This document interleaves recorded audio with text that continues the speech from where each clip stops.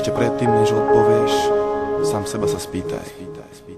Ktorá je biela, ktorá čierna, kedy je deň a kedy noc, kde je ráj, kde je peklo, ako je dobre, ako zle, prečo áno, prečo nie, čo je začiatok, čo koniec, to som ja, to si ty. Ja teraz pýtam sa, byť či nebyť, byť či nebyť, nekonečná dilema.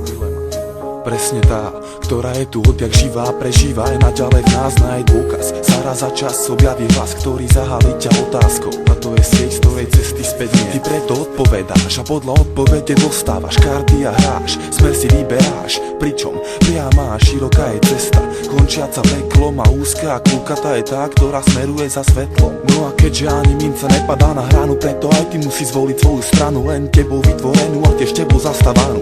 Pretože každý z nás sám si je tu súdu zdrojcom, života tvorcom a myšlienok vládcom.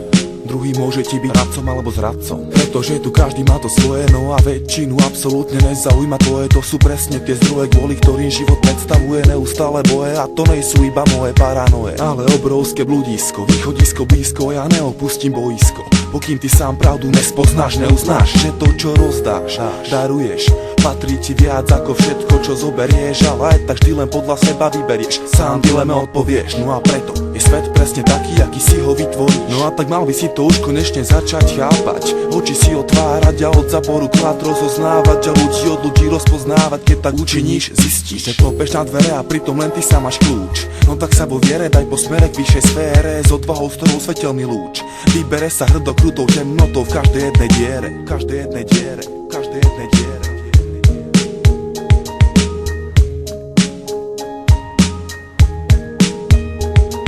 Ľudská myseľ ako to miesto nekonečných súbojov, opačných pólov, protikladov. Niekedy pod nadvládou kladov, ale pravdou je častá nadradenou záporu. Človek ale dostal ten dar, aj ty si dostal ten dar a rozhoduješ na základe vlastného výberu, svojho vlastného výberu.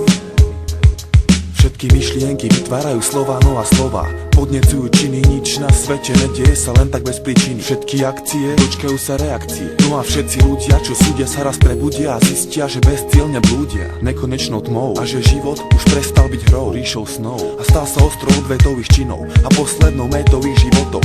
Sami sebe stali sa Achillovou pätou, zasiahnutou práve touto vetou, že každý raz dočká sa plodov a následky bude musieť znášať. A preto snaž sa farbu vnášať do životov iných, sivých, tých druhých, ktorých myšlienok zmocnila sa moc za majetok. Oni dokážu bez výčitok do huby ti schať a na druhý deň brata bude hrať, ale keď potrebuješ niekoho po boku mať, za chrbtom